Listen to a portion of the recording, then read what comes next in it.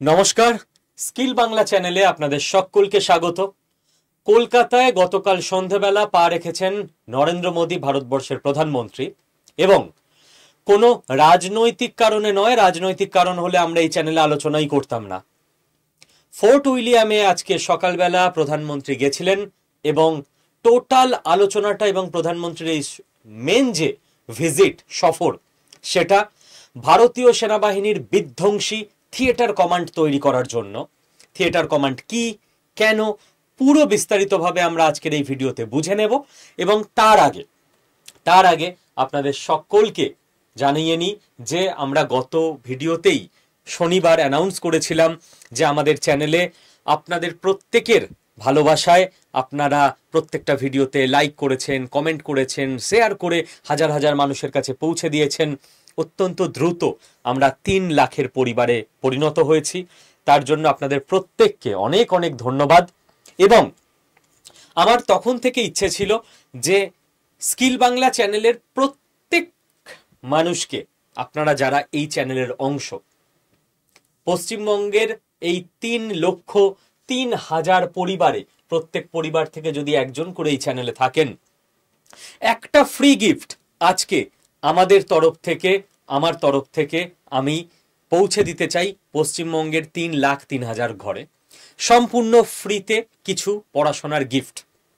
কি গিফট সেটা লাস্টে আসছি, আগে আমরা আলোচনা করে নিই। আপনাদের প্রত্যেকের জন্য থাকবে সেই গিফট। দেখুন, প্রথম কথা, দা হিন্দু থেকে শুরু করে টাইমস অফ ইন্ডিয়া, প্রত্যেকটা বড় বড় নিউজ পোর্টাল যেটাকে কভার করেছে যে পিএম মোদি কলকাতা বা বেঙ্গল ভিজিট করছেন 3 ডে সিসিসি উদ্বোধন করতে। সিসিসি মানে কি? Combined commanders conference, CCC। ওকে, তো কি এই ব্যাপার? এবার এই দি হিন্দুর যে হেডলাইন এসছে, এটাকেই আমরা যদি একটু ভিতরে ঢুকে দেখার চেষ্টা করি, তাহলে দেখব যে এবার আপনি আস্তে আস্তে এই ভিজিটের গুরুত্বটা বুঝতে পারবেন এক্ষুনি। Defence minister Rajnath Singh and national security adviser Ajit Doval will also be present at the conference. মানে আজ সকালের যে কনফারেন্স পিএম মোদি করেছেন, সেখানে কলকাতায় উপস্থিত ছিলেন প্রতিরক্ষা মন্ত্রী রাজনাথ সিং এবং তার সঙ্গে আমাদের দেশের James Bond, national security adviser স্বয়ং অজিত দোভাল স্যার, তিনিও ছিলেন কলকাতায়। এবার আশা করি আস্তে আস্তে বুঝতে পারছেন যে কি লেভেলের ইম্পর্টেন্ট কনফারেন্স এটা ছিল। এই সেই ছবি যেটা ভারতের শত্রু যারা, তাদের যত জঙ্গি মনোভাবাপন্ন গোষ্ঠী আছে, তাদের রাতের ঘুম উড়িয়ে দেবার জন্য যথেষ্ট। পিএম মোদি কলকাতায় ঢুকছেন সিসিসি উদ্বোধন করার জন্য। সিসিসির পুরো ব্যাপারটা এবার আমাদের বুঝতে হবে। ওকে, দেখুন, সিসিসির যাওয়ার আগে পিএম মোদির সফরটা নিয়ে আমরা একটু বুঝে নিই। পিএম মোদি কালকে সন্ধ্যাবেলা কলকাতা বিমানবন্দরে নামেন দমদমে। ওখান থেকে গাড়িতে কনভয় নিয়ে রাজভবনে পৌঁছান, যেখানে রাজ্যপালের বাসভবন। রাজভবনে রাজ্যপালের সঙ্গে উনি কথাবার্তা বলেন এবং রাজভবনেই থাকেন, রাত্রিবাস করেন। আজকে সকালবেলা 9:25 উনি রাজভবন থেকে বেরোন। বেরিয়ে 9:30 গাড়ি নিয়ে পৌঁছে যান ফোর্ট উইলিয়ামে। ফোর্ট উইলিয়ামে কেন যান? না, ভারতবর্ষের সেনার ইস্টার্ন কমান্ডের হেডকোয়ার্টার হচ্ছে ফোর্ট উইলিয়াম। এবার এই যে ফোর্ট উইলিয়াম সম্পর্কে আমাদের একটু বুঝে নিতে হবে, কারণ বিভিন্ন পরীক্ষায় ফোর্ট উইলিয়াম রিলেটেড প্রশ্ন আসবে। এছাড়াও আমাদের এমনিই জানা উচিত। দেখুন, এই ফোর্ট উইলিয়ামের দুর্গটা প্রথম তৈরি করা হয় 1696 সালে। কবে? 1696 সালে। তখন খেয়াল করে দেখুন, তখন কিন্তু মোগলদের রাজত্ব চলছে। ইংরেজরা তখনও ভারত দখল করতে পারেনি। তখন ব্রিটিশ ইস্ট ইন্ডিয়া কোম্পানি তারা যে ছিল, তারা এসে এই দুর্গ তৈরি করেছিল। স্যার জন গোল্ডসবোরো, তিনি 1706 সালে, মোটামুটি 10 বছর লেগেছিল, এই দুর্গটা কমপ্লিট করেছিলেন। ঠিক? এবং এই দুর্গের নাম কেন ফোর্ট উইলিয়াম হলো সেটা আমাদের বুঝতে হবে। না, ইংল্যান্ডের রাজা উইলিয়াম দ্য থার্ড, তৃতীয় উইলিয়াম, তার নাম অনুসারে এই দুর্গের তখন নাম রাখা হলো ফোর্ট উইলিয়াম। ফোর্ট মানে দুর্গ। এবার এরপর কি হয়, সিরাজউদ্দৌলা মুর্শিদাবাদ থেকে সেনাবাহিনী নিয়ে এসে কলকাতা অ্যাটাক করে, আপনাদের মনে থাকবে, এবং ব্রিটিশরা সিরাজউদ্দৌলার কাছে হেরে যায়। তখন সিরাজ দুর্গ টুর্গ আবার সব দখল করে নেয়, মনে আছে নিশ্চয়ই। এইবার আমরা তখন সেই কুখ্যাত ব্ল্যাক হোল যে ব্যাপারটা, ঠিক আছে, যেটা ইতিহাসের পাতায় আমরা পড়েছি, যে সিরাজ নাকি একটা ছোট্ট ঘরের মধ্যে প্রচুর সংখ্যক ইংরেজকে ঢুকিয়ে দিয়ে তাদেরকে হত্যা করে মেরে ফেলে, যেটার সম্পর্কে আবার পাল্টা থিওরি আছে যে না না এসব বাড়িয়ে চড়িয়ে বলা কথা, ওইটুকু ঘরের মধ্যে এত লোককে ঢোকানোই সম্ভব নয়। তো যাই হোক, এগুলো সবই আমি বলছি 1756 কথা, যার এক বছর পর সিরাজউদ্দৌলার ওপর পাল্টা প্রতিশোধ নিয়ে লর্ড ক্লাইভ ইংরেজরা জিতে যাবে। এরপর 1758, দেখুন 1756 হারলো ইংরেজরা, 1757 জিতলো, জেতার পরের বছর 1758, জাস্ট 1757 পলাশির যুদ্ধে জেতার পর ওরা আবার স্ট্র্যাটেজিক্যালি আরো ভালো লোকেশনে ফোর্টটাকে তৈরি করতে শুরু করে, এবং এই ফোর্টটা শেষ হয় 1773 সালে। মোটামুটি এই ফোর্টের সঙ্গে সংলগ্ন এটা, বোঝা গেল। এটা ফেজ 1 ফোর্টের, এটা ফেজ 2। এই ফোর্টটাই দীর্ঘদিন ধরে চলছে, ঠিক। তারপর ব্রিটিশরা এটাকে ব্যবহার করতো নিজেদের সেনাঘাঁটি হিসেবে। ব্রিটিশরা চলে যাওয়ার পর ভারতীয় সেনাবাহিনী নিজের ইস্টার্ন কমান্ডের হেডকোয়ার্টার হিসেবে, সেনাঘাঁটি হিসেবে এই ফোর্ট উইলিয়াম দুর্গটাকে ব্যবহার করে। এবং এবং ভারতবর্ষ একটা নতুন সংকল্প নিয়েছে এবং কাজও করছে, আপনারা দেখতে পাচ্ছেন। কলোনিয়াল হ্যাংওভার বলা হয় এই ব্যাপারটাকে, যে আমাদের দেশের বিভিন্ন জায়গার নাম যদি ব্রিটিশদের দেওয়া নামেই থেকে যায়, কোনো জায়গায় পোর্ট ব্লেয়ার তো কোনো জায়গায় ফোর্ট উইলিয়াম, তাহলে আমাদের যে নতুন প্রজন্ম যারা ভারতে জন্মাচ্ছে তাদের মধ্যে সাইকোলজিক্যালি একটা হীনমন্যতা তৈরি হবে। কোনো জাতিকে, সেই জাতির সমস্ত মানুষকে সাইকোলজিক্যালি যদি স্ট্রং বানাতে হয়, আগে তার সংস্কৃতির সঙ্গে, তার অতীত ঐতিহ্যের সঙ্গে, রুটের সঙ্গে তাকে কানেক্টেড করতে হবে। সে যেন এই কনফিডেন্সটা নিয়ে দেশের মধ্যে জন্মায় এবং বেড়ে ওঠে যে আমাদের কলোনিয়াল হ্যাংওভার নেই, আমাদের প্রত্যেকটা জায়গার নাম থেকে শুরু করে সবকিছু সেখানে ভারতীয়ত্ব রয়েছে। তাই আমরা দেখব পোর্ট ব্লেয়ারেরও নাম চেঞ্জ হয়েছে। এবং এই কলোনিয়াল হ্যাংওভার ব্রিটিশরা যখন আমাদের দখল করে রেখেছিল, তাদের দেওয়া নামগুলো যখন আস্তে আস্তে চেঞ্জ হচ্ছে, এই প্রসেসেই যে ফোর্ট উইলিয়াম দুর্গের নাম চেঞ্জ করে 2025 ফেব্রুয়ারি মাসে, মানে এই বছরে, এই দুর্গের নাম রাখা হয় বিজয় দুর্গ। এবং বিজয় দুর্গ, এই দুর্গর নাম বিজয় দুর্গ, এটা মারাঠাদের একটা ফোর্ট, মারাঠাদের একটা দুর্গ, সেখান থেকে নেওয়া হয়েছে।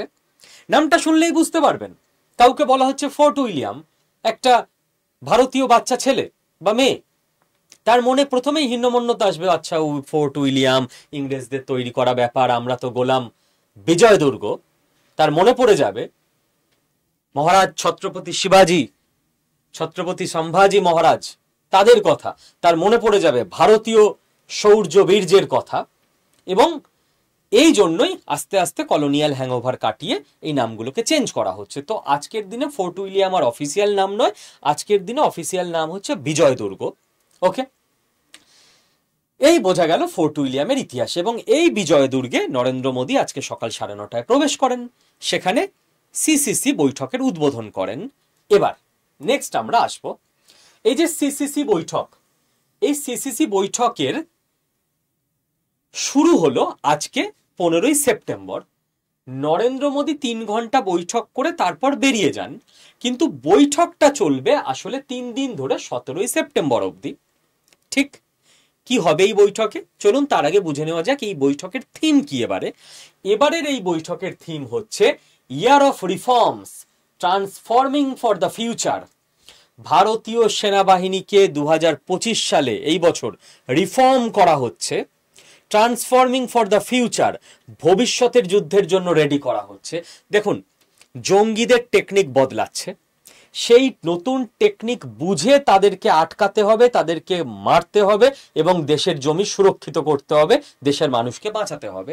তো আমাদের সেনাবাহিনীকেও নতুন করে ট্রেনিং নিতে হবে, আপডেটেড হতে হবে, নিউ এআই থেকে শুরু করে সব সিস্টেম তাদের জানতে হবে। তো এই ফিউচার রেডি করার জন্য এবছরের 3 দিনের বৈঠক হচ্ছে। এই বৈঠকে prime minister, defence minister, NSA Ajit Doval sir থেকে শুরু করে বাকি বিভিন্ন আর্মি, নেভি, এয়ারফোর্সের চিফরা, ডিফেন্স সেগমেন্টের বড় বড় মাথা যারা, তারা এসে 3 দিন ধরে এখানে বৈঠক করবেন। যে অমুক জিনিসটা সেনাদের শেখানো উচিত, এই জিনিসটা নতুন ট্রেনিং প্রোগ্রামে ইনক্লুডেড করা উচিত, নতুন থ্রেট বাংলাদেশের বর্ডার থেকে এটা আসছে, তাহলে আমরা আমাদের স্ট্র্যাটেজি এইভাবে বদলাবো এবং নেক্সট 1-2 বছর এই স্ট্র্যাটেজির ওপর ডিপেন্ড করে ভারতীয় সেনাবাহিনী চলবে। তাহলে এই বৈঠকের গুরুত্ব বোঝা যাচ্ছে কতটা। এই 3 দিনে তৈরি হবে সেই ব্লুপ্রিন্ট বা রণনীতি, যেই রণনীতির ওপর ভিত্তি করে বাংলাদেশ বর্ডারে অনুপ্রবেশ আটকাবে ভারতীয় সেনা, পাকিস্তান বর্ডারে জঙ্গিদের আটকাবে ভারতীয় সেনা এবং জল, স্থল, আকাশপথ সব দিক থেকে ভারতবর্ষের প্রত্যেক ইঞ্চি ভূমি রক্ষা করবে ভারতীয় সেনা। তো এই যে সিসিসি, এই সিসিসিতে আমরা একটা কথা বুঝলাম যে বিজয় দুর্গ, যেটার পুরনো নাম ফোর্ট উইলিয়াম, সেটা হচ্ছে ভারতীয় সেনার ইস্টার্ন কমান্ডের হেড অফিস। তাহলে ভারতীয় সেনার কটা কমান্ড আছে এটা আপনাদের মাথায় আসবে, বলে দিই। ভারতীয় সেনার কমান্ড হচ্ছে 7টা। নর্দার্ন কমান্ড, যেটা উধমপুর, জম্মু কাশ্মীরে অবস্থিত হেডকোয়ার্টার, এ মূলত কাশ্মীর সাইডটাকে এবং চীনের দিকটাকে দেখে, লে, লাদাখ, কাশ্মীর, ঠিক আছে, হিমাচল, এই সব জায়গাগুলো। তার এদিকে আমাদের ইস্টার্ন কমান্ড কলকাতায়, যেটা আমাদের বিজয় দুর্গে রয়েছে, ফোর্ট উইলিয়াম, এ কি দেখে? এ দেখে পূর্ব ভারত এবং উত্তর পূর্ব ভারত, মূলত আসাম, কলকাতা, ত্রিপুরা, এই সমস্ত এলাকায় যত আর্মি যেখানে মোতায়েন রয়েছে, যেভাবে কাজ হচ্ছে, তার পুরোটা কলকাঠি নাড়া হয় বিজয়দুর্গ থেকে। ওয়েস্টার্ন কমান্ড পশ্চিম, এর হেডকোয়ার্টার রয়েছে চণ্ডী মন্দির, হরিয়ানা, ঠিক আছে, হরিয়ানা, রাজস্থান, এই যে জায়গাগুলো, এই জায়গাগুলো সামলায় হচ্ছে এরা, পাকিস্তান বর্ডার। সাউদার্ন কমান্ড দক্ষিণ, পুনে, মহারাষ্ট্র, এ একদম মহারাষ্ট্র, কর্ণাটক, কেরল, তামিলনাড়ু, এই গোটা দক্ষিণ অঞ্চলটা সামলায়। সেন্ট্রাল কমান্ড, এর হেড অফিস হচ্ছে লখনৌ, উত্তরপ্রদেশ, এ উত্তরপ্রদেশ, ছত্তিশগড়, এই সমস্ত মধ্যপ্রদেশ, এই জায়গাগুলো ভারতবর্ষের মাঝখানের অঞ্চলগুলোকে সামলায়। আর সাউথ ওয়েস্টার্ন কমান্ড, এ হচ্ছে রাজস্থানের জয়পুরে রয়েছে। যেহেতু পাকিস্তান রাজস্থানের সঙ্গে একটা বড় বর্ডার শেয়ার করে, তো সাউথ ওয়েস্টার্ন বলে একটা স্পেশাল কমান্ড আমাদেরকে করতে হয়েছে মরুভূমিটাকে মূলত সুরক্ষিত রাখার জন্য। না হলে মরুভূমির নিচে বাংকার ফাঙ্কার বানিয়ে, সুড়ঙ্গ বানিয়ে ওখান দিয়ে ঢুকে যায় জঙ্গিরা। বোঝা গেল? আর একটা ভারতীয় সেনাবাহিনীর কমান্ড আছে, যেটা হচ্ছে ট্রেনিং কমান্ড, যেটা আর্মি ট্রেনিং কমান্ড। এটা সিমলা, হিমাচল প্রদেশে রয়েছে।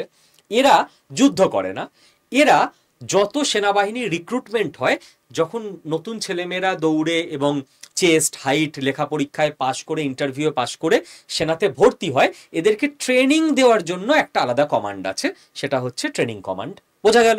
আচ্ছা, এবার নেক্সট আমাদের যেটা বুঝতে হবে যে এই বৈঠকে পিএম, ডিফেন্স মিনিস্টার এবং এনএসএ অজিত দোভাল স্যারের সঙ্গেও আর একজন ইম্পর্টেন্ট ব্যক্তি উপস্থিত রয়েছেন।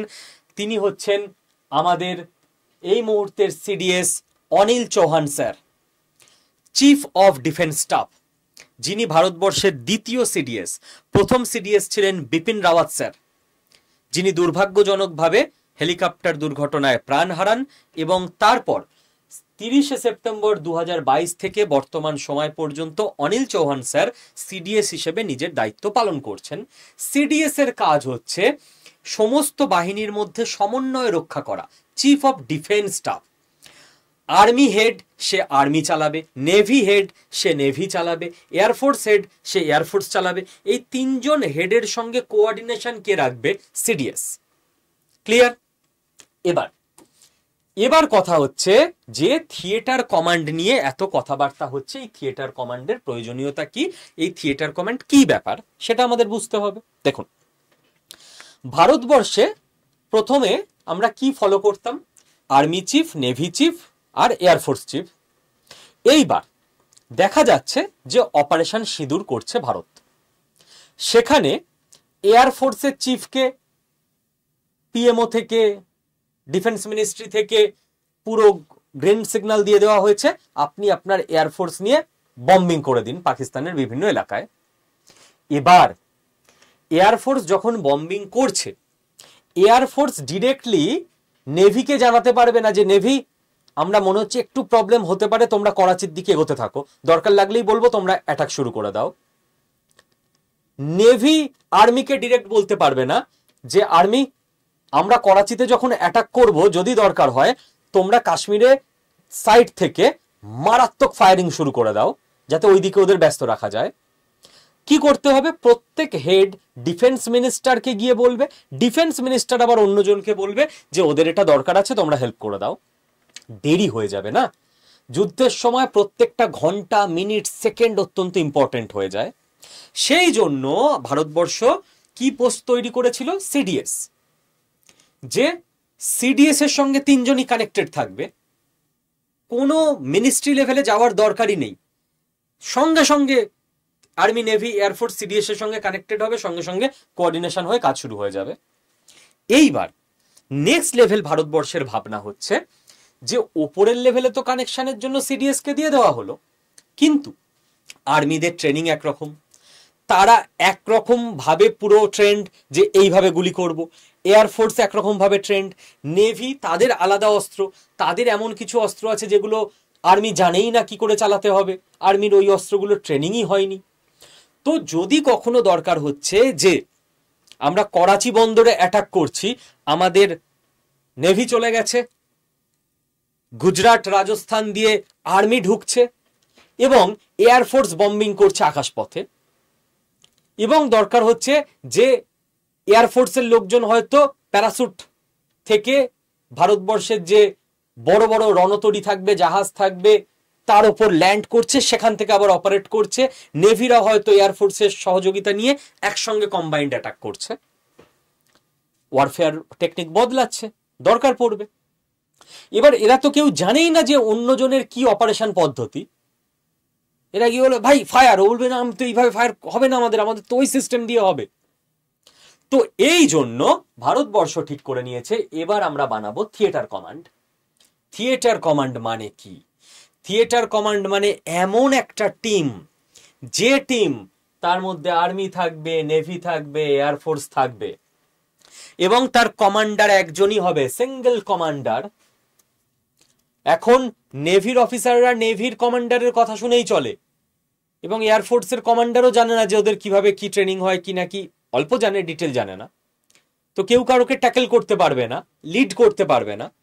আর এইবার থিয়েটার কমান্ড যখন হয়ে যাবে, যিনি থিয়েটার কমান্ডের কমান্ডার তিনি জানেন আমার কাছে নেভি আছে, আর্মি আছে, এয়ারফোর্স আছে, এরা এইভাবে ট্রেন্ড, এরা এইভাবে ট্রেন্ড, এদের এই সময় পাঠিয়ে দেওয়া যাবে যুদ্ধে। ব্যাপারটা আরো ফাস্ট হয়ে যাবে, সুপার স্পিডে হয়ে যাবে। জঙ্গিরা এবং শত্রুপক্ষ কিছু বুঝে ওঠার আগে ইন্ডিয়া গিয়ে ওদের মেরে চলে আসবে। বোঝা গেছে থিয়েটার কমান্ড কেন এত বিধ্বংসী হচ্ছে? কারণ এর অ্যাটাক হচ্ছে ত্রিশূল অ্যাটাক, ত্রিমুখী বা ত্রিফলা অ্যাটাক। কোনো একদিক থেকে অ্যাটাক আসবে না, জল, স্থল, আকাশপথ একসঙ্গে তিনটে টিম, তখন একটা টিম এক হয়ে অ্যাটাক করবে, এবং শত্রু বুঝে ওঠার আগে ওরা ছারখার হয়ে যাবে। তো যেটা থিয়েটার কমান্ডের প্রপোজালটা কোত্থেকে এসছে? 1999 সালে কার্গিল যুদ্ধের পর কার্গিল রিভিউ কমিটি বসে, এবং 2016 সালে সেকাতকার কমিটি বসে। এই দুই কমিটি একটা প্রপোজাল দিয়েছিল যে আমাদের যে তিনটে ইউনিট তাদের একটা ইন্টিগ্রেটেড থিয়েটার কমান্ড করা উচিত, এবং 2024 সালে এই প্রপোজালকে এবার অত্যন্ত সিরিয়াসলি দেখা হচ্ছে। ফাইনাল প্রপোজাল সাবমিট হয়ে গেছে, আর খুব দ্রুত এটা অ্যাপ্রুভড হয়ে যাবে। আশা করা হচ্ছে 2026-27 থেকে ইন্ডিয়ান আর্মি পুরো থিয়েটার কমান্ডে অভ্যস্ত হয়ে যাবে এবং এআই এনাবেলড হয়ে যাবে। আমি আপনাদের দেখিয়ে দিচ্ছি এআই। যে এআই কোর্সে ভারতীয় বাঙালিদের ঘরে ঘরে এআই ট্রেনিং দিয়ে দেওয়ার জন্য আমাদের মিশন আমরা শুরু করে দিয়েছিলাম 13 তারিখ থেকে। আপনারা অনেকে এআই করছেন, শিখছেন অনলাইনে এখন আমাদের প্ল্যাটফর্মে, তাই তো? কতটা ইম্পর্টেন্ট দেখুন এআই এবং মেশিন লার্নিং ভারতীয় আর্মির অপারেশনাল এফিসিয়েন্সি বাড়ানোর জন্য, মডার্নাইজ করার জন্য 2026-27 মধ্যে ভারত সরকার প্রজেক্ট নিয়ে নিয়েছে এআই রোড ম্যাপের, যে আমাদের প্রত্যেক সেনা এআই এনাবেলড সেনা হবে। আয় এবার কোত্থেকে কে লড়বি। এবং তার জন্য দুটো ইম্পর্টেন্ট প্রজেক্ট নেওয়া হয়েছে, প্রজেক্ট সঞ্জয় আর অগ্নি ডি, দুটোই এআই এনাবেলড জিনিস। প্রজেক্ট সঞ্জয় কি? মহাভারতের সঞ্জয়ের কথা মনে আছে, যে মহাভারতের যুদ্ধটা লাইভ দেখছিল এবং টেলিকাস্ট করছিল বসে ধৃতরাষ্ট্রকে, যে এই এই এই এই ঘটছে। তো প্রত্যেকটা মাইনিউট ইনফরমেশন নজরদারি রাখা, সার্ভেলেন্স। প্রজেক্ট সঞ্জয় হচ্ছে এআই এনাবেলড এরকম সার্ভেলেন্স সিস্টেম বানানো হবে, যে ব্যাটেলফিল্ডে যুদ্ধে কোথায় কি হচ্ছে সেন্সিটিভ ডেটা প্রত্যেকটা ইন্টেলিজেন্স সেকেন্ডের মধ্যে ইন্ডিয়ান আর্মির কাছে চলে আসবে। তো ইন্ডিয়ান আর্মির কোঅর্ডিনেশন অনেক ইমপ্রুভ হয়ে যাবে এবং রেসপন্স টাইম অনেক দ্রুত হয়ে যাবে। 1 ঘন্টার মধ্যে ইন্ডিয়ান আর্মি হয়তো শত্রুপক্ষের অনেক জায়গা ধ্বংস করে দিয়ে চলে আসবে, যেটার জন্য আগে হয়তো 1 সপ্তাহ লাগতো ইন্টেলিজেন্স পেতে, খুঁজতে, প্ল্যান বানাতে, এক্সিকিউট করতে, সবকিছু। এই টোটাল ব্যাপারটা সিসিসির বৈঠকে 15ই সেপ্টেম্বর আজ থেকে শুরু হলো, 17ই সেপ্টেম্বর অবধি চলবে। বিজয় দুর্গে কলকাতায় বসে রয়েছে ভারতবর্ষের এই মুহূর্তের ডিফেন্স ফিল্ডের সেরা মাথারা, যারা 3 দিন ধরে ভবিষ্যতের 2 বছরের পুরো রোড ম্যাপ তৈরি করছেন। ওকে, এবং এবং শুরুতে আজকে আমি যেটা বলে রেখেছিলাম, যে স্কিল বাংলার প্রত্যেক দর্শকের জন্য আজকে আমাদের তরফ থেকে একটা উপহার থাকবে, এমন উপহার যেটা প্রত্যেকের বাড়িতে কাজে লাগবে। তো সেইটা শুনে নি, এবং আপনারা কি করে নেবেন সেটাও আমি বলে দিচ্ছি। আপনারা এখনই পেয়ে যাবেন, এবং দয়া করে প্রত্যেকে পেয়ে যাওয়ার পর আমি খুব ভালো লাগবে আমার ব্যক্তিগতভাবে যদি আপনারা ভিডিওর কমেন্টে এসে একবার সকলে বলে যান যে পেয়ে গেছেন কিনা আপনারা। দেখুন, পশ্চিমবঙ্গে রাজ্য সরকারের কোনো চাকরি হলে আমি আপনাদের খুব একটা উৎসাহ দিতাম না, কারণ যা চলে এখানে দুর্নীতি, ফর্ম ফিল আপ হয়তো পরীক্ষা হয় না, পরীক্ষা হয়তো রেজাল্ট বেরোয় না, রেজাল্ট বেরোয় তো নিয়োগ হয় না, নিয়োগ হলে দুর্নীতি হয়। কিন্তু যাক, মাথার ওপর সুপ্রিম কোর্ট আছে, সুপ্রিম কোর্টের নির্দেশে এবং তত্ত্বাবধানে স্কুলে, রাজ্য সরকারের স্কুলগুলোতে নতুন করে সব রিক্রুটমেন্ট হচ্ছে। তো এখানে আগামী কাল থেকে 16 তারিখ থেকে, ঠিক আছে, 16ই সেপ্টেম্বর থেকে গ্রুপ সি এবং গ্রুপ ডি পদে রিক্রুটমেন্টের জন্য ফর্ম ফিল আপ শুরু হবে। ফর্ম ফিল আপের সব কিছু আমি বলে দেব। গ্রুপ সির জন্য জাস্ট মাধ্যমিক পাস হতে হবে, শিক্ষাগত যোগ্যতা, কোনো নাম্বার টাম্বারের ব্যাপার নেই। গ্রুপ ডি পদের জন্য জাস্ট 8 পাস হতে হবে, আর কিচ্ছু না। যার মাধ্যমিক পাস আছে সে গ্রুপ সিতেও দিতে পারেন, ডিতেও দিতে পারেন, দুটোতেই দিতে পারেন আলাদা আলাদা ভাবে, ঠিক আছে। বয়স হতে হবে কম করে 18 বছর, আর হায়ার লিমিট হচ্ছে জেনারেলদের 40 বছর, ওবিসিদের 43 বছর, আর এসসি বা এসটি ক্যান্ডিডেটদের 45 বছর, এটা হচ্ছে হায়ার লিমিট। তাহলে স্কুলের চাকরি, গ্রুপ সির কাজ জানেন স্কুলের ক্লার্ক, গ্রুপ ডির কাজ জানেন স্কুলের যিনি পিয়ন হন বা ল্যাব অ্যাটেন্ডেন্ট হন, গ্রুপ ডি সরকারি চাকরি, সুপ্রিম কোর্টের তত্ত্বাবধানে এবং নির্দেশে হচ্ছে, তো একদম স্বচ্ছভাবে হতে বাধ্য। এবং ডিসেম্বর মাসের মধ্যে পরীক্ষা হয়ে রিক্রুটমেন্ট পর্যন্ত ফাইনাল লিস্ট বেরিয়ে যেতে বাধ্য। আর এই পরীক্ষাটা অত্যন্ত সোজা হয়, মানে এই গ্রুপ ডিতে থাকে 15 নম্বরের জেনারেল নলেজ, 15 নম্বরের কারেন্ট অ্যাফেয়ার্স, আর 15 নম্বরের 7-8 লেভেলের অঙ্ক, ঠিক আছে, আর কিছু থাকে না। আর এই গ্রুপ সিতে আগের বারের হিসেব অনুযায়ী বলছি, এই তিনটের পর একটা জাস্ট ইংলিশ ছিল 9-10 লেভেলের ইংরাজি গ্রামার ভোকাবুলারি, 15 নম্বরের, মোট 60 আগের বারের হিসেবে।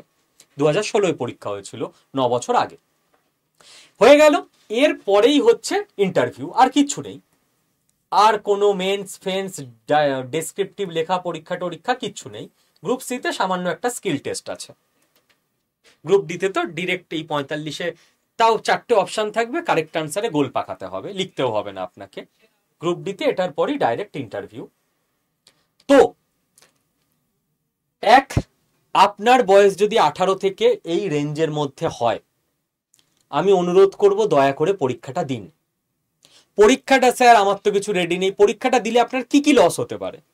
আপনার কোনো লস হবে না। আপনি যদি লাস্ট অবধি ফাইনাল আমি ধরে নিলাম ফেল করে গেলেন, না দিলে আপনার পাড়ায় আপনার বন্ধু মহলে পাশের বাড়িতে কেউ যদি যখন পেয়ে যাবে না, তখন হয়তো একটু নিজের খারাপ লাগবে যে আমিও যদি একবার চেষ্টা করতাম। আপনি যদি 2 মাস আমরা যেরকম জিনিসপত্রগুলো দেব সামান্য পড়াশোনা করেন, আপনার কি ক্ষতি হবে? কেউ বেশি পড়তে পারবেন, কেউ কম পড়তে পারবেন, পড়াশোনা করলে তো আজ অব্দি কারোর ক্ষতি হয়নি। 2, আপনার বয়স নেই বা আপনার বয়সের মধ্যে আছে কিন্তু আপনি এই চাকরির থেকে অনেক ভালো চাকরিতে বা ব্যবসায় প্রতিষ্ঠিত হয়ে গেছেন, এটা আপনার দরকার নেই। আপনার বাড়িতে আপনার ছেলে মেয়ে, ভাইপো ভাইজি, ভাগ্নে ভাগ্নি কেউ থাকতে পারে এই বয়সের মধ্যে যার চাকরির দরকার। যারা অনেক সিনিয়র, আপনাদের নাতি নাতনি কেউ থাকতে পারে 18, 19, 20, 22 বছর বয়স। যার বাড়িতে কেউ নেই, রিলেটিভদের মধ্যে কারোর ছেলে মেয়ে সন্তান ভাই বোন কেউ থাকতে পারে যার এই যোগ্যতা আছে, 8 পাস বা 10 পাস সবারই আছে আজকের দিনে এবং এই বয়সের মধ্যে পড়ছে। তো কেউ না কেউ আছে তো আপনাদের প্রত্যেকের বাড়িতে। তাহলে এবার তাদের প্রত্যেকের জন্য আমার তরফ থেকে গিফট। কি গিফট? দেখুন, এই যে ইন্টারভিউটা লাগে ফাইনাল স্টেজে, যেটা ডিসেম্বরে হবে, জিকে কারেন্ট অ্যাফেয়ার্স অঙ্কের তো ক্লাস আমরা করিয়েই দেব, ঠিক আছে, ওই নিয়ে তো কোনো চিন্তা নেই। ইন্টারভিউটা পশ্চিমবঙ্গের খুব কম ইনস্টিটিউটে দেওয়া হয় গাইডেন্স, এবং সেটাও প্রচুর টাকা পয়সা লাগে। ইন্টারভিউ গাইডেন্স জেনারেলি খুব একটা কেউ করার না, খুব একটা বেশি ইনস্টিটিউট করাতে পারে না। এই ইন্টারভিউ গাইডেন্সের একটা কোর্স, ভিডিও কোর্স রেকর্ডেড, সম্পূর্ণ ফ্রিতে, যেহেতু আপনাদের ভালোবাসার চ্যানেল 3 লাখ সাবস্ক্রাইবার পূরণ হয়েছে, আমি আপনাদের প্রত্যেকের জন্য ফ্রিতে দিচ্ছি। এখানে সম্পূর্ণ আমি গাইড করেছি, আমার পুরো রেকর্ডেড ভিডিও আছে। তো আপনারা এখনই প্রত্যেকে ফ্রি অফ কস্ট ওই ভিডিওটা দেখে নিতে পারেন এবং ইন্টারভিউর জন্য রেডি হয়ে যেতে পারেন। আগে দেখে নিন ইন্টারভিউ গাইডেন্সটা কিরকম কি হয়, তারপর আপনি দেখে নিয়ে সিদ্ধান্ত নেবেন। যদি আপনি ইন্টারভিউ গাইডেন্স ক্লাসটা করেন, টাকা তো লাগছে না, আপনার জীবনে কি ক্ষতি হবে? ক্ষতি তো কিছু হবে না, লাভই হবে। দেন আপনি সিদ্ধান্ত নিন যে আপনি এই পরীক্ষার ফর্ম ফিল আপ করবেন কি করবেন না, তাই না? তো এটা কিভাবে আপনি পাবেন, এবার আমি স্টেপগুলো যেটা বলছি একটু ভালো করে বুঝে নিন। স্টেপ নাম্বার 1, এই ভিডিওর পিন্ড কমেন্টে নিজে যদি কোনোভাবে কেউ খুঁজে না পান, একটু বাড়ির কাউকে বলবেন যে টেকসাভি, সে দেখিয়ে দেবে। মানে প্রথম কমেন্টে একটা লিংক দেওয়া থাকবে, এই ভিডিওর নিচে প্রথম কমেন্টে একটা লিংক দেওয়া থাকবে, সেই লিংকটায় আপনি ক্লিক করবেন। সেই লিংকটায় ক্লিক করলেই, যদি আপনার কাছে আমাদের ইনস্টিটিউটের অ্যাপ আড্ডা 24/7 অ্যাপ না থাকে, তাহলে আপনি দেখবেন আড্ডা 24/7 অ্যাপে পৌঁছে গেছেন। এবার ওখানে অ্যাপটাকে ইনস্টল করতে হবে। ইনস্টল অপশানে ক্লিক করলেই অ্যাপটা আপনার ফোনে ইনস্টল হবে। যেরকম আপনার ফোনে হোয়াটসঅ্যাপ একটা অ্যাপ, ইউটিউব একটা অ্যাপ, ফেসবুক একটা অ্যাপ, সেরকম আড্ডা 24/7 অ্যাপটা ইনস্টল হলো। ঠিক আছে, ইনস্টল হওয়ার সময় অ্যাপে কি দিতে হয়? যে কোনো অ্যাপে নাম দিতে হয়, ফোন নাম্বার দিতে হয়, আর মেল আইডি দিতে হয়। আপনি এই 3টে দিয়ে দেবেন, ওকে। আর আপনার কাছে একটা ওটিপি আসবে, আপনি ওটিপিটা অ্যাপে বসিয়ে দেবেন, আপনার অ্যাপ ওপেন হয়ে যাবে, আর কিছুই লাগবে না। হলো। এবার আপনাকে ওরা জিজ্ঞেস করবে অ্যাপে ঢোকার সময় আপনি কোন এক্সামের জন্য প্রিপারেশন নিচ্ছেন। কিচ্ছু করার দরকার নেই, ওখানে দেখবেন স্টেট এক্সাম অপশন আছে, আপনি স্টেট এক্সামে ক্লিক করবেন, তারপর স্টেটের মধ্যে ওয়েস্ট বেঙ্গল অপশন পাবেন, ওয়েস্ট বেঙ্গলে ক্লিক করে দেবেন, হয়ে গেল। যদি আপনার কাছে ভাষার অপশন চায় বাংলা বা ইংলিশে, দেখবেন বাংলায় আর ইংলিশে হ্যালো লেখা আছে, ইংলিশটায় ক্লিক করে দেবেন। জাস্ট আমার এই ভিডিওটাকে পজ করে করে এক একটা করে স্টেপ করে আবার ভিডিওটাকে দেখে পর পর একদম অ্যারো চিহ্নগুলো দেখে ফ্লোচার্ট অনুযায়ী এক একটা করে স্টেপ করলেই হয়ে যাবে, আরামসে হবে, নো টেনশন। ঠিক আছে, হয়ে গেল অ্যাপ ইনস্টল করা। এবার আপনি অ্যাপ থেকে বেরিয়ে আসুন। এইবার এই যে আমাদের ভিডিওর প্রথম কমেন্টে যে লিঙ্কটা দেওয়া আছে, ওটায় আরো একবার ক্লিক করুন।